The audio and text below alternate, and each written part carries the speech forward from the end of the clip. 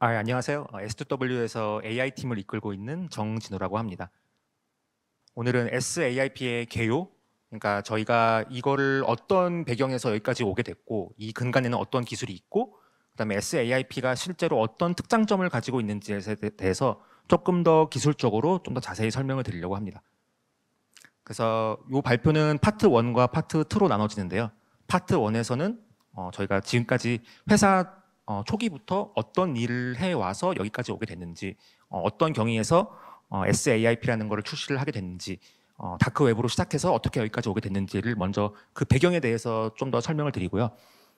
그 다음에 파트 2에서는 SAIP의 특장점, 어떤 기술적으로 어떤 부분이 있는지에 대해서 조금 더 자세히 설명을 드리겠습니다. 우선 여기 계신 분들 중에서도 많이 들어보셨을 것 같은데 뉴스에서도 많이 나오고요. 우리가 쓰는 웹이 크게 두 가지로 볼 수가 있는데, 우리가 크롬이나 뭐 그런 엣지 같은 일반적인 브라우저로 흔하게 들어가는 뉴스 사이트나 이런 것들을 표면 웹이라고 하고, 그 다음에 저희 회사가 이걸로 처음에 시작을 했는데 딥웹 또는 다크웹이라고 하는 것이 있고요.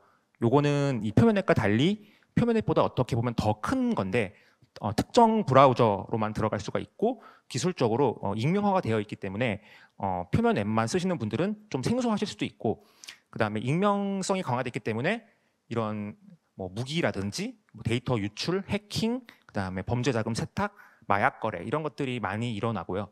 그리고 우리나라에서도 뭐 마약이나 이런 것 때문에 뉴스에 다크웹이 이제 종종 나옵니다. 그래서 저희 회사는 처음에 다크웹 분석하는 걸로 시작을 했고, 저 같은 경우는 여기 지금 회사 온 지가 한 4년이 좀 돼가는데요.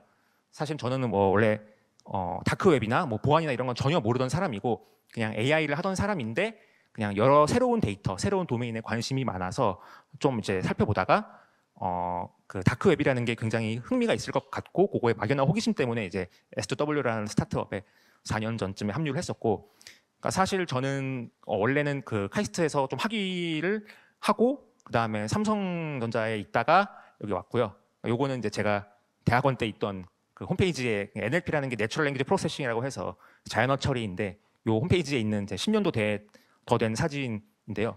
이렇게 생활을 하다가 그냥 평범하게 대기업에 있다가 그 현재는 그 저희 회사의 실질적으로 그 창업 멤버분 중에 한 분이신 카이스트 전자과의 신승원 교수님이랑 어떻게 연이 닿아가지고 그분께서 다크웹이라는 게 되게 재밌는데 여기 와서 네가 할 줄 아는 AI를 해봐라라고 해서 대기업을 박차고 이제 야심차게 오게 됐고요. 근데 이제 다크웹이라는 게 굉장히 녹록치가 않았습니다. 그냥 저는 워낙 그 전에 여러 가지 데이터를 많이 봐와서 그냥 다크웹도 뭐 그런 데이터 중에 하나고 뭐 범죄가 많이 일어나고 있나 보다라고 해서 그냥 막연하게 시작을 했는데, 이제 와서 보니까 이런 여러 가지 다크웹을 AI 관점에서 처리하는데 어려움이 많았습니다. 예를 들면은 데이터 수집을 하기가 굉장히 어렵고요. 그러니까 표면 앱과 애초에 프로토콜이 달라가지고 표면 앱에서 일반적으로 수집하는 방식대로 수집하기가 굉장히 어렵고, 그리고 뭐 캡처라든가 이런 되게 그 쉽게 수집하지 못하게끔 하는 그런 방어 장치들이 굉장히 많고요. 그리고 아무래도 범죄 콘텐츠가 많이 올라오다 보니까 그 사이트를 폐쇄했다가 다시 열거나 뭐 가짜 사이트를 만들거나 그런 경우도 굉장히 많았습니다.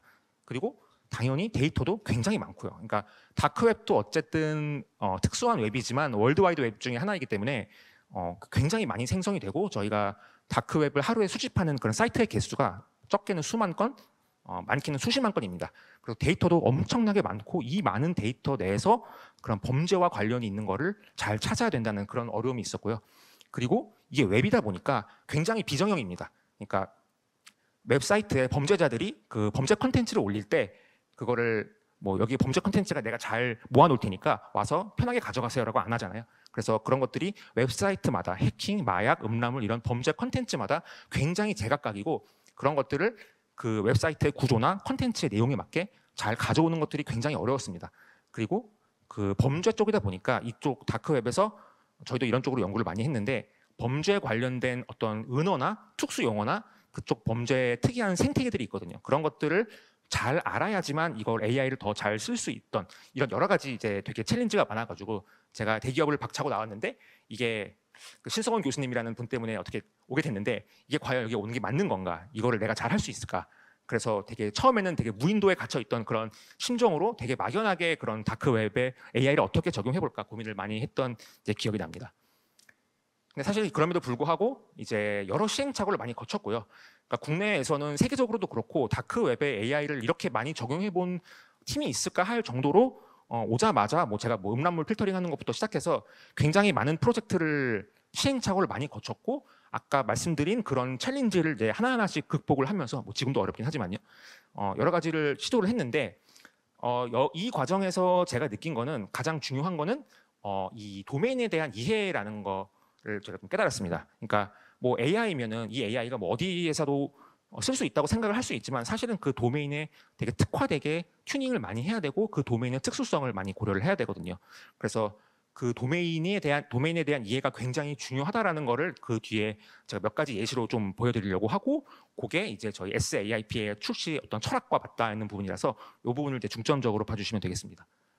우선 제가 예시를 하나 보여드릴 건데요. 저희 다크웹에서 많이 했던 그 유저 프로파일링이라고 하는 그런 예시인데 다크웹을 보시면 여기 이렇게 해킹 포럼 사이트에 있는 그 게시물 두 개를 가져온 거고 요구의 작성자가 섀도우 해커라는 작성자가 올린 글, 요거는 이제 시키나나라는 작성자가 올린 두 가지 게시물인데 저희 입장에서 이 서로 다른 포럼에 올린 이 두 작성자가 사실은 동일 인물이다라고 추정하는 과정에 대해서 저희가 이런 뒤에서 계속 설명드릴 이 지식 그래프 기반으로 어떻게 탐지하는지 그리고 그 과정에서 도메인에 대한 이해가 왜 중요한지에 대해서 조금 설명을 드리려고 합니다.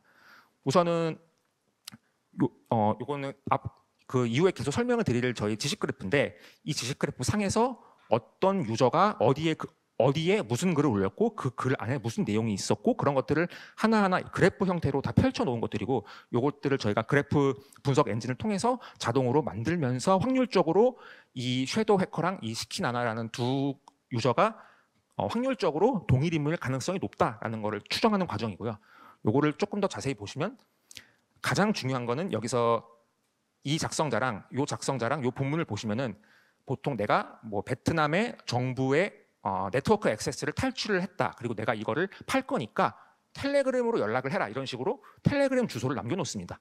근데 자세히 보니까 이 다른 포럼에 올린 이 시키나나라는 유저도 똑같은 텔레그램 아이디를 이제 올려놓은 것이고요. 그래서 요거를 그래프로 표현해 보면은 이 섀도우 해커라는 사용자가 요 B라는 포럼에 요런 게시물을 올렸고 요런 게시물에 요런 텔레그램 아이디가 언급이 되어 있었고 요 시키나나라는 사람도 어딘 다른 X 무슨 포럼에 글을 올렸는데 여기서도 섀도우 해커라는 똑같은 텔레그램 아이디가 언급이 되어 있어서 이거 혹시 같은 사용자로부터 나온 글이 아닌가라고 추정을 할 수 있었고요.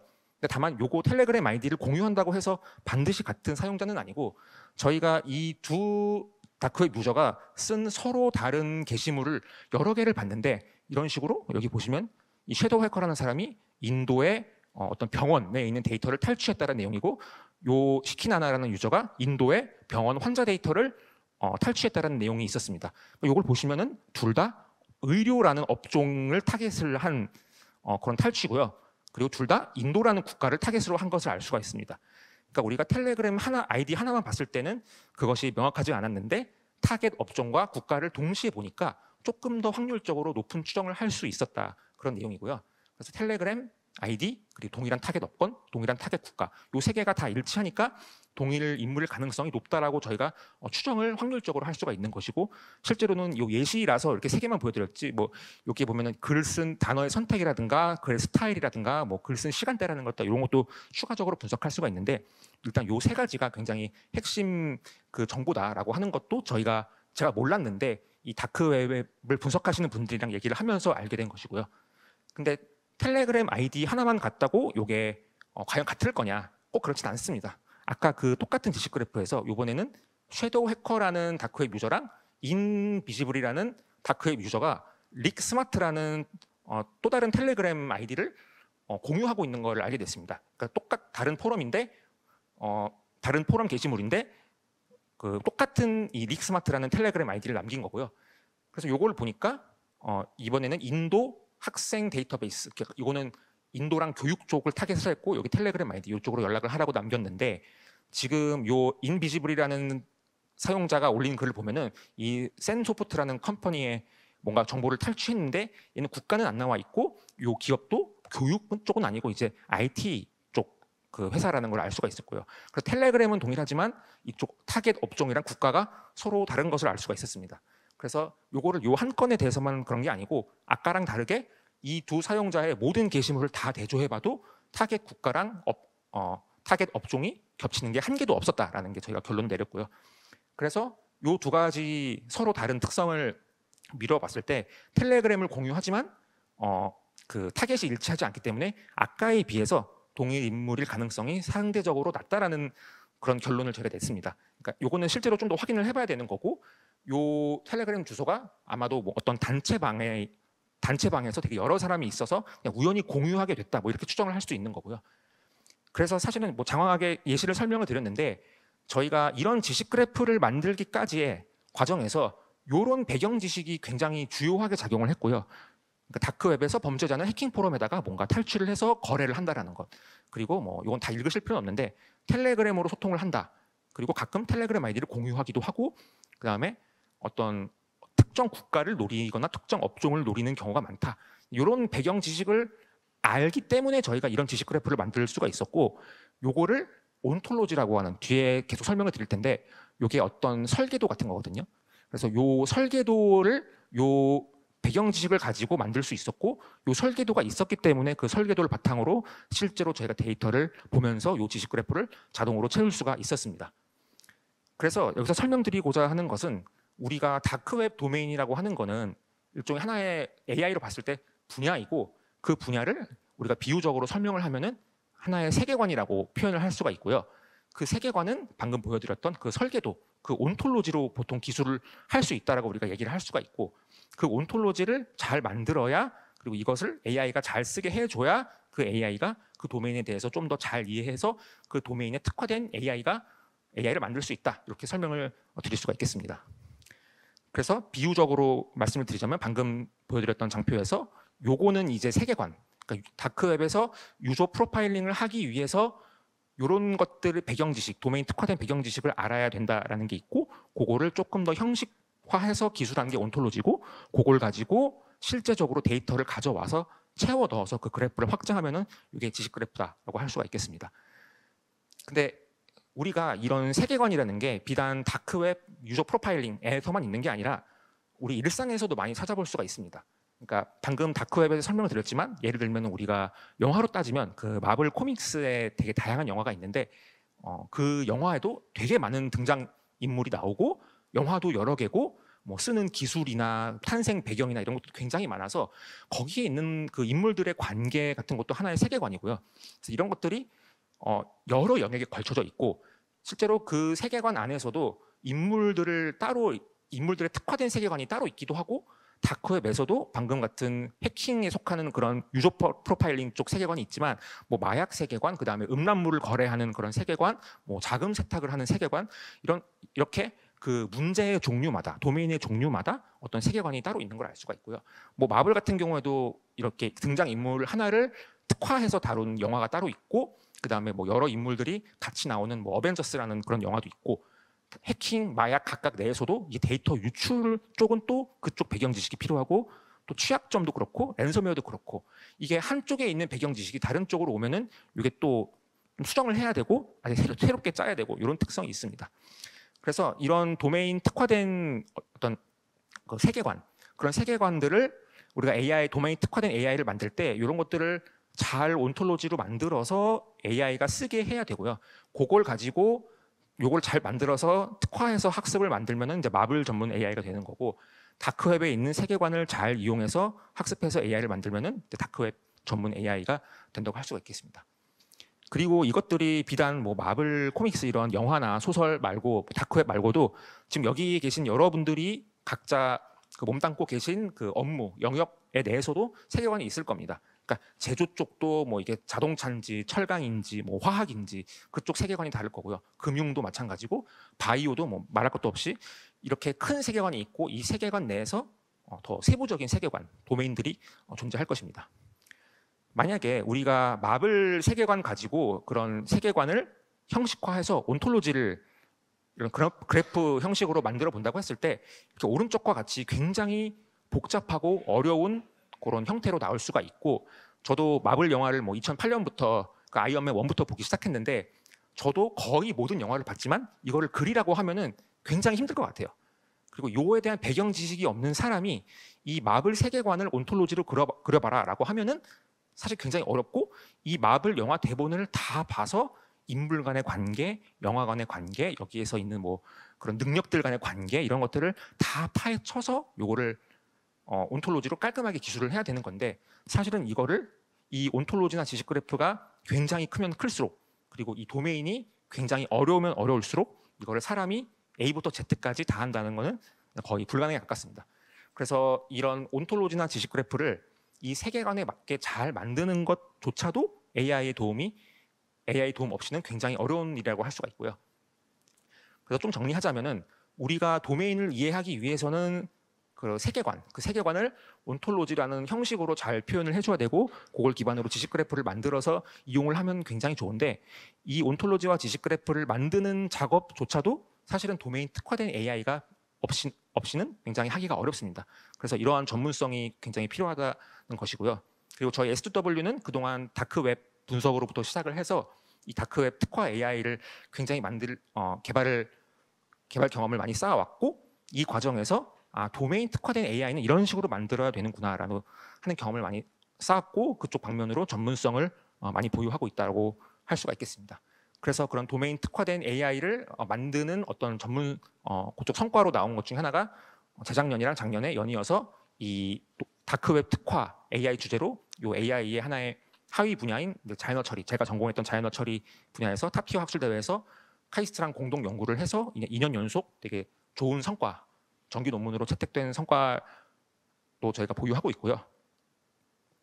그래서 지금까지 회사 이후부터 빌드업을 많이 해왔는데, 요즘에 생성형 AI, 그러니까 챗GPT가 나오면서 생성형 AI의 시대가 이제 도래를 했는데, 저희가 지금까지 쌓아왔던 이런 비정형 다크웹 데이터를 실시간으로 하루에 수만 건, 수십만 건 실시간으로 수집을 해서 정제하고, 그 다음에 아까 유저 프로파일링에서 보여드렸던 그런 온톨로지를 잘 만들고, 그걸 통해서 지식 그래프를 만드는 그 기술, 그리고 그 근간에 다크버트라는 다크웹 특화 AI 가지고 여러 가지 데이터 처리를 잘 했던 그런 노하우와 생성형 AI를 결합을 해서 다크챗이라는 말로 다크웹에서 무슨 일이 일어났는지를 대화로 주고받을 수 있는 그런 AI 서비스를 지금 개발을 하고 있고요.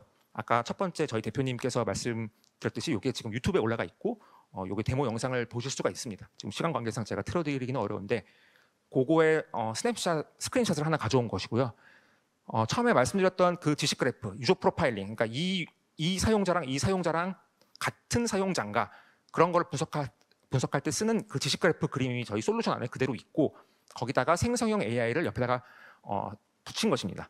그래서 원래는 이거를 마우스를 클릭해서 따라가고 펼치고 그런 걸 확률적으로 추론하고 이런 것들을 이 솔루션 내에서도 할 수 있지만, 사실은 말로도 할 수가 있게끔 저희가 충분히 할 수 있는 것이고, 지금 요거 같은 경우는 요 다크웹 사용자가 요 게시물을 올렸는데, 요 게시물에 요 비트코인 주소가 언급되어 있고, 요 비트코인 주소가 요 주소에 있던 비트코인이 요로 전송이 됐고, 여기서 어떤 거래소로 인출이 됐다, 뭐 이런 내용이고요. 저 밑에 여기 그림에서 안 보이지만 다른 사용자가 똑같은 게시물에 또 다른 게시물에 똑같은 비트코인 주소를 올렸다. 그래서 혹시 이 사용자랑 같은 사람 아니냐, 뭐 이런 걸 추정하는 그런 지식 그래프고요. 그런 거에 대해서 질의응답을 받는 어떤 서비스이고, 요거 같은 경우는 지금 영어로 먼저 개발을 하고 있는데, 저희 좀 밝힐 수 없는 해외 어떤 정보기관이랑 요거를 하는 걸 같이 하고 있는데, 저희가 해외 쪽 사업도 지금 같이 하다 보니까 먼저 영어로 개발을 했고, 이거는 국문으로도 개발을 해서 출시를 할 예정입니다. 그래서 지금까지 설명드렸던 것, 빅데이터 실시간으로 수집하는 그 능력, 그 다음에 도메인 특화된 온톨로지를 설계하고 그거대로 지식 그래프를 자동으로 구축하고 그걸 가지고 검색하는 그 기술, 그리고 도메인 특화된 AI, 다크버트 같은 그런 특화된 모델들을 만드는 기술에다가 생성형 AI를 더해서 요거를 저희가 다크웹에서 했을 뿐이지, 사실은 요거의 근간이 되는 기술은 유통이나 금융이나 제조나 보안 이런 쪽에 다 충분히 적용이 된다고 저희가 생각을 하고, 실제로 지금 말씀을 드리기는 어렵지만 이 중에서 특정 분야는 지금 실제로 요 SAIP 구축 사업을 같이 하고 있기도 합니다. 그래서 요게 지금까지 다크웹 분석부터 시작해서 도메인 특화 AI를 개발 한 저희의 어떤 히스토리, 그리고 그것이 이제 SAIP로 어떻게 여기까지 오게 됐는지 설명을 드렸고요. 그리고 이제 파트 2는 이제 요 지금까지 설명드린 그 도메인 특화된 AI와 그런 저희의 전문성을 기반으로 SAIP라는 이 플랫폼을 출시를 하게 됐고, 이게 어떤 강점이 있는지를 좀 설명을 드리겠습니다.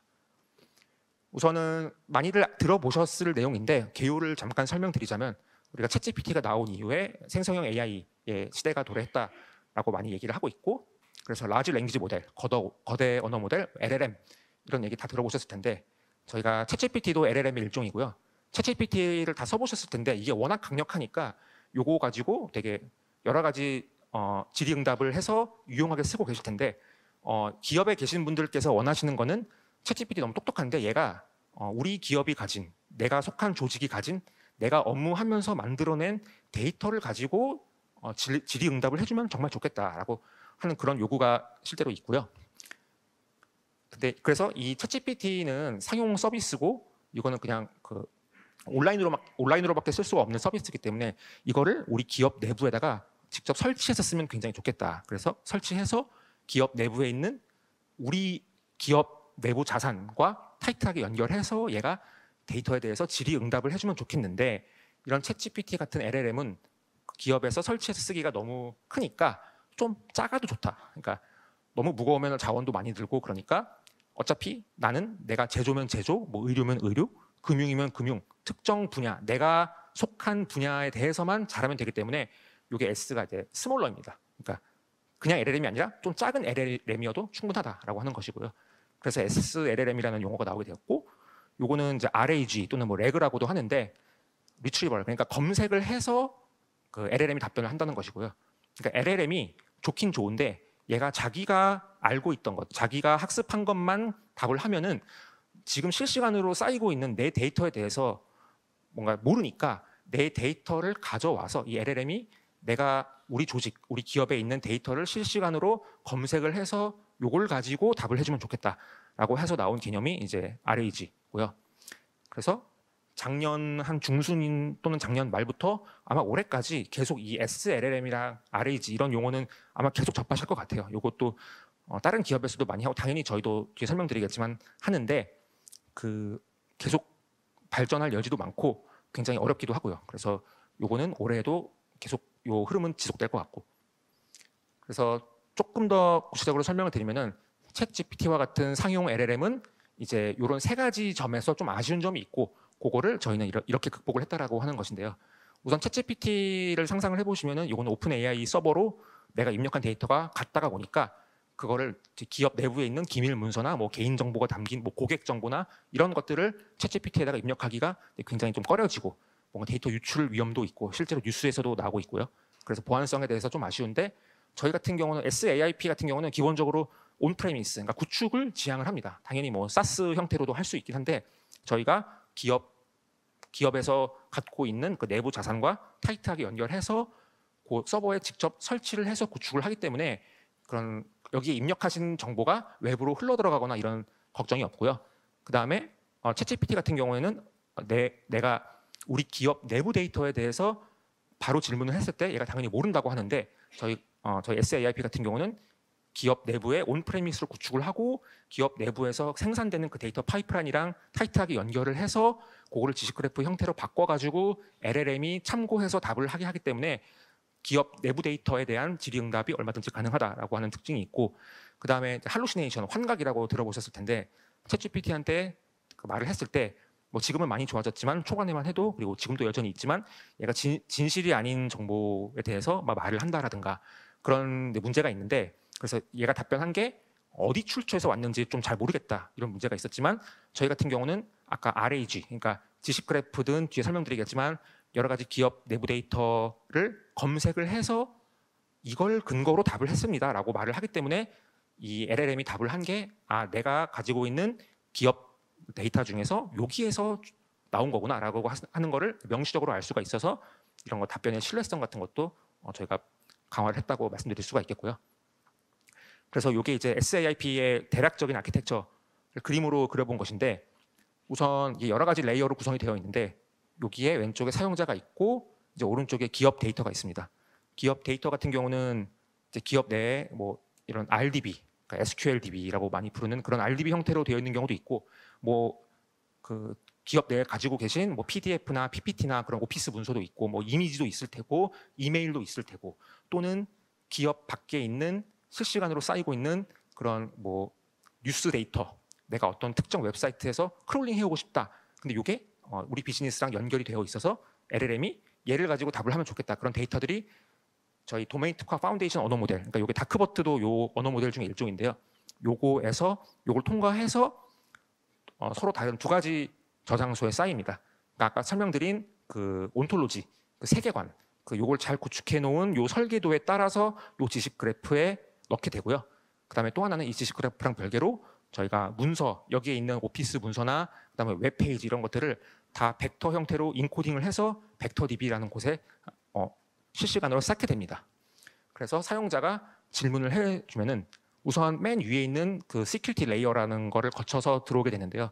그러니까 LLM이라는 게 우선 모든 질문에 대해서 답을 하기 때문에 뒤에 설명드리겠지만, 얘가 답변을 하면 안 되는 질문이 들어올 수도 있고, 그 다음에 뭐 요청을 엄청 많이 날린다든지 그런 악의적인 유형의 또 공격의 성격이 있는 그런 요청이 들어오는지를 한번 스크리닝을 하고, 그게 이제 만족이 됐을 때 이제 LLM한테 요청을 합니다. 그럼 LLM이 자기가 아는 거를 직접 답하는 게 아니라 이 사용자 질문과 관련이 있는 컨텐츠가 어느 영역의 지식 그래프에 있는지를 먼저 확인을 하고, 또는 이 문서 벡터DB에 어떤 문서에 해당하는지를 탐색을 먼저 합니다. 그래서 만약에 이게 영역이 여러 개일 수도 있고 한 개일 수도 있고요. 그러니까 뭐 제조라고 하면은 뭐 제조 중에서도 이게 뭐 자동차일 수도 있고 철강일 수도 있고, 이런 식으로 영역별로 세분화된 온톨로지와 지식 그래프를 검색을 해서 답변을 정리를 하게 됩니다. 그래서 답변을 검색을 해서 얘가 한번 정리를 한 다음에 시큐리티 레이어를 통과해서 사용자에게 답을 주게 됩니다. 그래서 대략적으로 제가 RAG라고 하면은 여기서 LLM이 요 밑으로 내려가지 않고 바로 답을 하면은 이제 RAG가 아닌 거고요. 이 LLM이 자기가 아는 걸 답하는 게 아니라 여기 내부에 있는 저장소에 있는 실시간으로 쌓이고 있는 기업 데이터를 참고해서 그거를 정리해서 답을 하면은 요걸 이제 크게 봐서 RAG라고 하는 거고, 저희 회사의 SAIP 플랫폼의 장점은 요 도메인 특화 파운데이션 언어 모델, 그러니까 요 지식 그래프에 어떻게 넣을지, 요 온톨로지를 어떻게 설계할지, 그리고 이 벡터DB에 어떻게 넣을지를 총괄하는 그런, 저희가 다크 웹으로 치자면 다크버트와 같은 언어 모델이 여기 자리 잡고 여기 적절하게 저장을 하게 되고요. 이 부분이 저의 강점이라고 할 수 있겠습니다. 그래서 이렇게 설명을 드리면 좀 예시가 와닿지 않으실 테니까 제가 그 특장점에 대해서 조금 더 구체적으로 설명을 드리겠습니다. 우선은 세 가지 특징을 좀 더 정리해서 알려드리면, 저희가 다양한 형식, 그러니까 기업 내부에 있는 오피스 문서나 뭐 RDB 이런 데 쌓여 있는 정형 데이터, 비정형 데이터, 그리고 외부에서 뭐 어떤 뉴스나 시황이나 이런 게 내가 궁금하다 그러면 그거를 실시간으로 크롤링해서 가져오기도 하고요. 그다음에 설명을 드렸지만 그 도메인 특화된 온톨로지를 기반으로 지식 그래프를 구축해서 이 지식 그래프를 기반으로 답을 합니다. 그래서 의미 기반 검색이 가능하다는 게 있고, 그다음에 저희가 사이버 보안은 워낙 잘 하는 걸로 알려진 기업이다 보니까 이 보안성에 대해서도 굉장히 강화한 내용 뒤에서 차례로 설명을 드리겠습니다. 그래서 우선 데이터 형식 같은 경우에는 그 기업에서 가지고 있는 여러 가지 DB가 있을 건데요. 그게 그래프 DB일 수도 있고 이제 릴레이셔널 DB, 뭐 SQL DB일 수도 있고요. 그런 것들을 저희가 검색을 해서 가져온다. 그래서 지식 그래프에 쌓는다라는 게 있고, 그다음에 PPT, PDF, 엑셀 이렇게 기업 내부에서 생산된 여러 가지 뭐 보고서나 회의록이나 이런 것들도 저희가 처리를 다 하게 되고요. 그다음에 이 기업 내부에 있진 않지만 우리가 웹사이트 들어가서 많이 확인을 하는 것처럼 그런 뉴스 기사나 어떤 시황, 뭐 가격 정보, 아니면은 뭐 포럼이나 커뮤니티에 우리 회사의 제품 서비스에 대해서 뭐 어떤 여론이 있는지를 보고 싶다. 그거 관련해서 LLM이 답을 하면 좋겠다라고 했을 때 특정 웹사이트를 실시간으로 크롤링해서 가져와서 질의응답을 하는 것도 가능합니다. 그러니까 여기에 있는 세 가지 유형의 데이터가 다 새로운 게 아니고 저희가 다크웹을 하면서 그 다크챗을 하면서 다 겪었던 것들이고요. 그러니까 여기 있는 지식 그래프 이런 것들도 아까 유저 프로파일링을 하면서 다 지식 그래프로 만들고 그런 어떤 국가, 어떤 업종을 타겟팅했는지 그런 것들도 저희가 내부에 그 RDB에다가 다 쌓아가지고 관리를 하고 있고 그 다크챗이 요걸 가지고 질의응답을 하는 형태이고요. 그리고 이것도 사이버 보안 쪽에 보고서나 그런 것들을 또 저희가 다크챗에서 다 검색을 할 수가 있고 그리고 당연히 다크웹이라는 거를 크롤링해서 확인을 해야 되기 때문에 저희가 웹사이트를 실시간으로 크롤링하는 기술도 다 갖추고 있습니다. 그래서 여기서 세 가지 종류의 데이터라고 하는 게 아예 새로운 게 아니라 저희가 다크웹에 대해서 늘상 했던 거기 때문에 제가 뭐 엔지니어 입장에서 그렇게 이질감은 없는 데이터라고 말씀을 드릴 수가 있고요.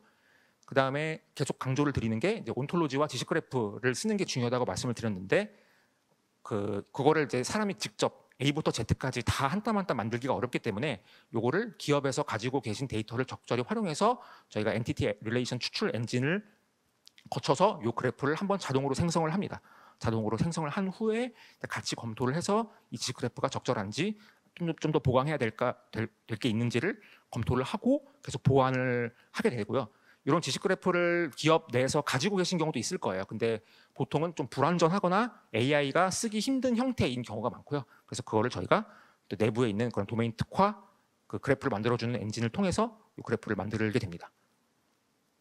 그래서 이거에 관련된 예시를 하나 드리면 우선 제조 쪽에서 만약에 SAIP에다가 윤활유에서 점도를 측정할 때 쓰는 단위는 이렇게 질문을 한다고 했을 때 요 질문에 답이 되는 어떤 문서를 찾고 싶고 그 LLM이 그 문서를 기반으로 답을 해주면 좋겠다라고 했을 때 우선은 아까 말씀드린 벡터 DB에서 먼저 검색을 하게 되는데 기업 내부에서 만약에 요 PPT 문서랑 PDF 문서랑 가지고 있다고 했을 때 요게 저희 도메인 특화 파운데이션 언어 모델을 통해서 벡터 공간상에 매핑이 됩니다. 그리고 요 사용자 질문도 요 공간상에 같이 매핑이 돼서 요 거리를 측정을 해가지고 이 둘 중에 뭐가 가까운지를 가져오게 되고요. 실제로 이 문서가 뭐 수천 건, 수만 건이겠죠. 그래서 벡터 공간상에 매핑을 해서 의미 단위로 요 유사도를 검증한다는 게 있고 그 다음에 저희 플랫폼의 특장점인 이 지식 그래프를 활용한다는 게 있는데 일반적으로 이런 방식으로는 많이 하는데 제가 느낀 게 이 비즈니스에서 문제를 풀 때는 이렇게 형식화된 어떤 구조화된 정보를 이용하는 게 굉장히 강력하고 이 LLM의 할루시네이션도 막을 수 있는 강력한 보조 수단이라는 걸 저희가 계속 느끼고 있는데 예를 들면은 이 윤활유 이런 엔지니어링 관련된 지식 그래프를 저희가 처음에 구축을 잘 해놓으면은 이런 질문이 왔을 때 저희가 이 지식 그래프를 트래버스 해가지고 이 질문과 관련된 요 거대한 그래프 중에서 요 노드, 요 서브 그래프가 관련이 있구나라고 하면 요거를 가져오게 되고요. 요 판단을 할 때, 요 여러 가지 문서 중에서 요 질문과 관계된 문서가 어떤 게 있는지를 확인할 때 요 자료를 같이 쓰면은 굉장히 정확도가 많이 올라갑니다. 그래서 요걸 가지고 요 두 개의 지식 그래프와 요 벡터 DB에서 얻은 정보를 LLM이 병합을 해서 답을 하게 되고요. 예를 들어서 여기 문서에는 센티스톡이라는 말이 전혀 없이 여기 CST만 있는데 요 그래프에 뭐 센티스톡이라는 말이 있기도 하고 이게 단위의 한 종류다라고 하는 이 지식이 여기에 명시화가 되어 있기 때문에 여기에 정확히 안 나와 있어도 여기에 명세화된 지식을 같이 병합을 해서 센티스톡은 뭐 어떤 단위다라고 하는 더 정확한 답을 하게 될 수가 있습니다. 그리고 이건 두 번째 예시인데 만약에 22년 A 공장에 주물 관련 결함 보고서를 결함 유형별로 정리해줘라고 사용자가 요청을 하면은 그걸 LLM이 답을 하게 되는데 이번에는 시나리오가 요 관계형 DB를 검색해서 답을 하는 시나리오이고요. 만약에 어떤 제조 공정에서 우리가 결함 보고서가 뭐 몇천 건이 담긴 이 릴레이셔널 DB가 있다고 했을 때 일반적으로는 요 DB에 있는 결함 보고서를 검색하기 위해서 지금까지 했던 방식은 이제 SQL 문을 짜가지고 여기다가 SQL DB에다가 던지면은 검색이 돼가지고 뭐 이런 게 있구나라고 보는 건데 이렇게 말로 입력을 하면은 요거를 저희 SAIP 엔진에서 SQL 쿼리문으로 바꿔가지고 검색을 한 다음에 그걸 가지고 LLM이 이제 결합해가지고 답을 하는 건데 여기서 핵심은 마찬가지로 이제 지식 그래프를 이용하면은 조금 더 정확한 답을 할 수가 있는 것이고요. 만약에 여기에 결함 보고서 DB가 있고 여기에 결함명, 결함 코드에 대한 DB가 있을 때 요걸 두 개를 테이블을 조인을 해가지고 답을 해야 되는데 주물 관련된 결함명이 여기 있는 수많은 결함 중에서 어떤 건지를 사실은 알 수가 없습니다. 근데 이 지식 그래프를 보면은 공정 결함 중에 주물 결함이 있고 뭐 용접 결함이 있는데 그 주물 결함 중에서는 뭐 기공이 있고 수축공이 있고 이런 식으로 정리된 그런 하이라키가 있는 지식 체계를 우리가 이런 온톨로지를 이용을 하면은 이 결합 모형 중에 주물 관련된 게 기공은 맞고 균열은 이 용접이니까 아니고 수축공은 여기 있으니까 맞고 이런 식으로 DB에 있는 것 중에서 이 주물 관련된 게 어떤 건지를 이 지식 그래프를 참고해서 답을 할 수가 있게 됩니다. 그래서 이런 식으로 이 기업에서 갖고 계신 이런 DB에 정보가 온전히 명확하게 쌓여 있지 않을 때 이런 지식 그래프를 따로 만들어서 추론을 하게 되면은 LLM이 굉장히 그 정확하고 이제 강력한 추론 능력을 갖게 되고요. 답을 할 때도 결함 유형별로 요약을 정리를 해달라고 했으니까 그냥 DB에 있는 거를 쭉 나열하는 게 아니라 이게 기공과 수축공이 주물 결함 밑에 있다라는 거를 LLM한테 던져주면은 얘가 그걸 알기 때문에 기공 결함에는 뭐 이런 게 있고 수축공 결함에는 이런 게 있고 이런 식으로 유형화시켜서 알려줄 수가 있다라는 그런 강점이 있습니다. 그러니까 이런 것들이 전부 다 이 지식 그래프를 이용하기 때문에 가능한 것들이고요. 그래서 여기까지 그 지식 그래프와 그 다음에 벡터 DB 그리고 관계형 DB에서 사용자가 원하는 기업에서 원하는 정보를 쉽게 가져오고 지식 그래프를 통해서 의미 단위 검색을 할 수 있다는 걸 설명을 드렸는데 저희가 마지막으로 설명드릴 특장점은 저희가 사이버 보안으로 되게 오랫동안 잘 했던 기업이기 때문에 이쪽으로는 굉장히 특화되어 있습니다. 그래서 첫 번째로는 저희가 온프레미스 그러니까 구축형을 지향한다고 말씀을 드렸는데 이 구축을 한다는 게 굉장히 쉽지 않은 작업입니다. 그러니까 이게 AI나 LLM만 잘한다고 해서 구축을 쉽게 할 수 있는 게 아니고 그 밑에 있는 뭐 인프라나 네트워크나 데이터베이스나 이런 것들이 기업 내부에 어떻게 되어 있고 AI를 거기다 연결하려면 어떤 구성을 해야 되는지를 실제로 해보지 않으면 굉장히 어려운 건데 저희는 회사 설립부터 어떤 국내외 정보기관이나 수사기관 쪽에 저희 솔루션을 실제로 구축을 해본 경험이 많기 때문에 그런 기관들은 이제 굉장히 보안적으로 까다로운 그런 곳이고 그런 곳에 이제 구축을 저희가 많이 했기 때문에 이런 거에 대해서 저희가 자신이 있다는 말씀을 드리고 그 다음에 두 번째는 롤 베이스드 액세스 컨트롤이라고 해서 그 LLM이라고 하는 게 여러분들이 보시면 보통 그 챗GPT도 그렇고 그냥 채팅창 딸랑 하나 있는 경우가 있고 그거에서 내 질문을 하면 뭐 답이 나오는 건데 그렇기 때문에 내가 거기다가 어떤 질문을 해도 답을 다 얻을 수 있을 것 같다라는 그런 상상이 들고요. 그렇기 때문에 그렇긴 한데 만약에 여기서 사원이 질문을 했을 때 C레벨의 정보를 알고 싶다고 질문을 했을 때 그 C레벨의 정보가 기밀 정보이기 때문에 그걸 알려주면 안 되는 것이고요. 그래서 역할이나 직급에 따라서 권한 면에서 액세스를 할 수 있는 게 있고 없는 게 있고 이런 것들을 구분해서 저희가 관리를 한다라는 그런 게 있고 이런 것들이 단순히 직급이나 역할에 따라서만 구분되는 게 아니라 실제로 비즈니스에서 요 LLM을 써보시면은 내가 A 조직에 있는 그러니까 우리 조직에 있는 데이터를 타 조직이 검색을 하기 싫어하는 경우가 있습니다. 그러니까 약간 그런 것들이 뭐 조직 간에 경쟁을 할 수 있고 보통 LLM이라고 하는 게 내가 네가 무슨 질문을 하더라도 내가 답을 알려주겠다라고 하는 건데 실제로 기업에서는 그런 거를 좀 선을 긋고 싶어하는 경우가 있거든요. 그게 조직일 수도 있고 역할일 수도 있고요. 그래서 그런 것들을 저희가 잘 구분해서 이 인프라 레벨에서 다 서로 구분을 해서 그런 검색을 하고 답변을 할 수 있게끔 하는 특징이 있고 그 다음에 저희가 이쪽으로도 당연히 사이버 보안을 오래 했으니까 특화되어 있는데 LLM도 그 세큐리티 쪽 분야가 있습니다. 그래서 LLM에 대한 공격이라고 하는 공격이나 취약점이라고 하는 그런 분야가 따로 있고 저희가 그 취약점이나 그런 뭐 공격 표면이나 이런 거에 대해서 굉장히 전문성이 높기 때문에 약간 그 회사가 좀 DNA적으로 뭔가 그 틈을 파고들어 가지고 그걸 발견해내는 데 특화되어 있어서 저희가 설치를 해드리고 이게 보안 면에서 문제가 없는지를 다양한 공격, 그러니까 LLM 공격 중에서 유명한 게 프롬프트 인젝션이나 그 모델을 디도스가 아니라 모델을 디나이얼 오브 서비스하는 그런 LLM 특화된 공격들이 있거든요. 그런 것들도 저희가 지금 다양하게 리서치를 같이 하고 있어서 저희가 사이버 보안 되게 전문성이 높기 때문에 이런 쪽도 굉장히 잘할 수 있다라고 말씀을 드리겠습니다. 그래서 이런 측면에서 보안성도 저희가 굉장히 확보를 하고 있다. 그래서 길게 설명을 드렸는데 좀 정리해 드리면은 저희 같은 경우는 계속 파트 1에서 말씀을 드렸듯이 도메인 특화된 그 세계관을 이해하려는 데 관심이 높고 그거를 온톨로지 또는 지식 그래프라는 어떤 명세화된 그런 정보로 만들어서 그걸 가지고 이용을 하기 때문에 굉장히 답변에 대한 정확성이 높고 도메인에 대한 이해도가 높다고 설명을 드릴 수가 있고요. 그리고 그 온톨로지 바탕으로 지식 그래프를 기반으로 다양한 뭐 RDB든지 그래프DB든지 뭐 오피스 문서 같은 비정형 데이터에 대해서 의미 기반으로 정확한 답변을 드릴 수가 있고 그다음에 마지막으로 그런 여러 가지 역할 구분이나 취약점이나 그러면 구축 과정에서 어떻게 보안성을 담보해야 되는지 그런 것들도 저희가 굉장히 고민을 많이 하고 있어서 이런 세 가지가 저희 SAIP AI 플랫폼의 특장점이라고 할 수가 있겠습니다. 네, 여기까지 발표를 마치겠습니다. 감사합니다.